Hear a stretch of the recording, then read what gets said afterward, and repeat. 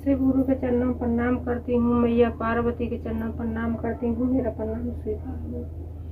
सभी देवी देवताओं के चरणों में प्रणाम करती हूँ। सभी गुरु बहन गुरु भाइयों को प्रणाम करती हूँ। मेरा प्रणाम स्वीकार हो। धरती माता के चरणों में प्रणाम करती हूँ। सभी माता पिताओं को प्रणाम करती हूँ। गुरु बहन गुरु भाइयों को प्रणाम करती हूँ। मेरा प्रणाम स्वीकार हो। साईं भैया नीलम दीदी के माध्यम से मैं 3 सूत्र मिलाया। पहले में दया मांगना है, दूसरे में चर्चा करना है, तीसरे में 1 से 8 बार से प्रणाम करना है। दया किस तरीके से मांगना है कि जैसे दरवाजे पे भिखारी आता है, दया से, भाव से, नेमी से, प्रेम से। और दूसरे में हमें आने जाने वाले व्यक्तियों को बताना है, बहन हम शिव के शिष्य बन गए, आप भी शिव के शिष्य बन जाइए, बहुत लाभ होता है, बहुत फायदा होता है। और तीसरे में 1 से 8 बार से प्रणाम करना है। रुद्राक्ष की माला द्वारा कर सकते हो, सांस द्वारा कर सकते हो, उंगली द्वारा कर सकते हो, जैसे आपका दिल चाहे, आपका मन चाहे, जैसे कर सकते हो। आइए, आप सबका कमलेश भक्ति चैनल पर स्वागत है। और देवों के देव महादेव की आदि कथा नहीं सुनना चाहिए, पूरी ही कथा सुननी चाहिए। और आप सबका कमलेश भक्ति में चैनल पर स्वागत है। और जो है लास्ट में हर हर भोले ओम नमः शिवाय जरूर बोल देना चाहिए, कमेंट में लिख देना चाहिए। क्यों कि नमः शिवाय बोलने से घर के कष्ट मुसीबत सब दूर होती हैं। और ओम नमः शिवाय लिखने से घर में सुख शांति आती है और घर की ग्रह कलेश सब दूर होती है। इसीलिए कमेंट में हर हर भोले ओम नमः शिवाय जरूर लिख देना चाहिए। और मैं आपको एक गरीब की कथा सुनाने जा रही हूँ। और प्रभु की कभी आधी कथा नहीं सुनना चाहिए, कथा पूरी ही सुनना चाहिए। एक गरीब था, गांव था, तो उस गांव में, और जो ये गरीब था, आप सब कोई जानते हो कि सब तो पैसा वाले होते नहीं हैं, न सब पैसा वाले होते हैं और न सब गरीब होते हैं। अगर हाँ ऐसा है कि 10 अमीर हैं तो 10 के बीच 1-2 तो गरीब जरूर है। तो जो बेचारा गरीब था उसके पास में समय ही नहीं था, वो अपना बेचारा दूसरों की मेहनत करता था और अपने परिवार का ग्रस्त उसी से चलाता था, अपने बच्चों का, अपना परिवार का पेट भरता था।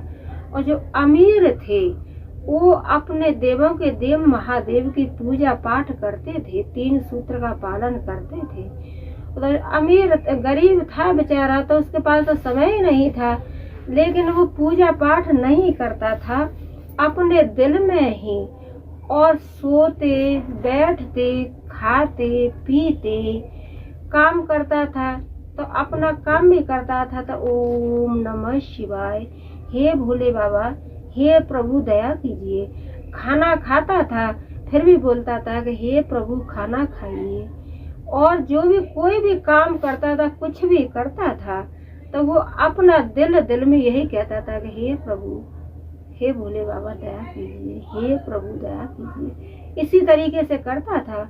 और जो अमीर थे, तो अमीर तो भैया उनके पास तो कोई कमी नहीं था, तो वो तो अपना पूजा पाठ मंदिर में भी जाते थे और अपना जो 3 सूत्र का पालन भी करते थे, क्योंकि अमीरों के पास समय था।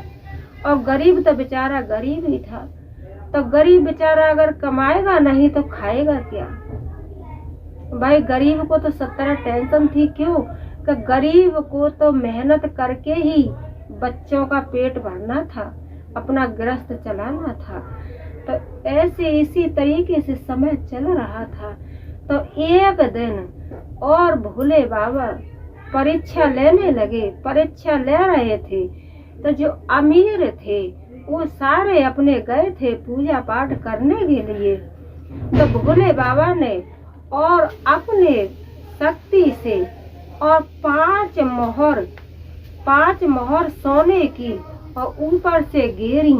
तो जो अमीर थे, अमीर उन मोहरों को उठा रहे थे, तब वो मोहर थी, वो मोहर जो है पीतल की बन जा रही थी और कांसे की बन जा रही थी। तो एक हटता था तो दूसरा जल्दी से पकड़ता था कि मैं मोहर उठाऊंगा तो मैं धनवान। मतलब लालच, अमीरों को लालच। और गरीब था तो बेचारा गरीब तो अपने खेतों में, अमीरों के खेतों में मेहनत कर रहा था। गरीब को बेचारे को क्या पता था कि गांव में क्या चल रहा है, मंदिर में क्या चल रहा है। क्यों कि बेचारा अपना मेहनत कर रहा था, उसे तो पता ही था मेहनत करूंगा तभी तो अपने बच्चों का पेट भरूंगा। इसी तरीके से चल रहा था। तो एक जो अमीर उठाए असरपी तो कभी लोहा बन जाए, दूसरा उठाए तो कभी कांसा बन जाए। इसी तरीके से और पूरे गांव का मेला लग गया और एक से बढ़कर एक पूरा गांव और मोहरों को उठाने के लिए कोशिश करे, लेकिन जो भी कोई मोहर उठाए तो वो अपना लोहा बन जाए, कांसा बन जाए, पीतल बन जाए। थी सोने की, लेकिन भोले बाबा थे, वो परीक्षा ले रहे थे। क्यों कि वो तो सारे पहले से ही धन से अमीर थे और हर चीज से अमीर थे, उनके पास कौन चीज का कमी था। लेकिन लालच देख रहे थे कि अमीरों के पास कितना लालच होता है, और जो गरीब था उसे तो बेचारे को कुछ पता ही नहीं था कि क्या चल रहा है। सुबह से शाम हो गया और जब अपने घर पे आया तो किसी ने और रास्ते में बता दिया कि भैया मंदिर में तो आज ऐसा अचरज हो रहा है, ऐसा अचंभा हो रहा है कि देखो वहाँ पे तो 5 असरपी हैं और कोई उठाता है, 5 मोहरे हैं, कोई उठाता है तो कभी लोहा बन जाती है तो कभी पीतल बन जाती हैं। तो गरीब बेचारा गरीब भी कहने लगा कि मेरे क्या बस की है कि मैं मोहर ले लूंगा, लेकिन एक बार मैं भी जा रहा हूँ और मैं भी देख करके आऊंगा। तो शाम के वक्त पे बेचारा गरीब भी गया तो गरीब दूर से देख रहा था। तो अमीर तो पूरे गांव के सुबह से शाम हो गया तो हर एक ने और जो है अपना वहाँ पे उठाने का कोशिश किया, लेने का कोशिश किया, लेकिन प्रभु तो सबके मन के अंदर है, सबके हृदय में प्रभु का वास होता है। प्रभु को तो पता ही था कि कौन लालची है और कौन लालची नहीं है। इनके पास तो इतना धन है, धन से अमीर है, फिर भी इनके पास इनके मन के अंदर कितना लालच है। और एक गरीब मेरा सच्चा भक्त है कि मेरा सच्चा भक्त है, वो अपने मन में ही और सारे दिन मेरा नाम लेता है, कोई भी काम करता है तभी मेरा नाम से ही करता है। बेचारा काम पे भी खड़ा होता है तो मेरे नाम पे ही खड़ा होता है कि हे भोले बाबा दया कीजिए। बेचारा खाता है तो भी मेरा नाम लेकर के खाता है। तो बेचारा गरीब है, वो गरीब है लेकिन वो मेरा श्रद्धा से और भक्ति से नाम लेता है, सच्चे दिल से। और ये अमीर है, अमीर तो लालची है कि लालच इनको मोहरों को लालच देख करके, और इन अमीरों को कितना लालच आ रहा है कि मोहरों के लिए सारा गांव जुट गया है। तो बेचारा गरीब गया तो अपना दूर खड़ा हो गया और सोचने लगा कि मेरे क्या बस की है। पहले तो मुझे ये अमीर है ये मोहरों तक जाने भी नहीं देंगे, और चला भी जाऊंगा तो कभी मैं पूजा पाठ करता नहीं, कभी भोले पे एक लोटा जल चढ़ाया नहीं, कभी 3 सूत्र का पालन किया नहीं, तो मैं मोहर कहाँ से प्राप्त कर सकता हूँ।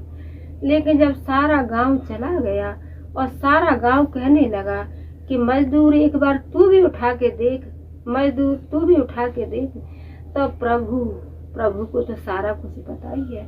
कहते हैं इंसान का कैमरा बंद हो जाता है, लेकिन प्रभु तो कमरे के अंदर भी दीवार तोड़ करके उनका कैमरा सीन ले लेता है, प्रभु का।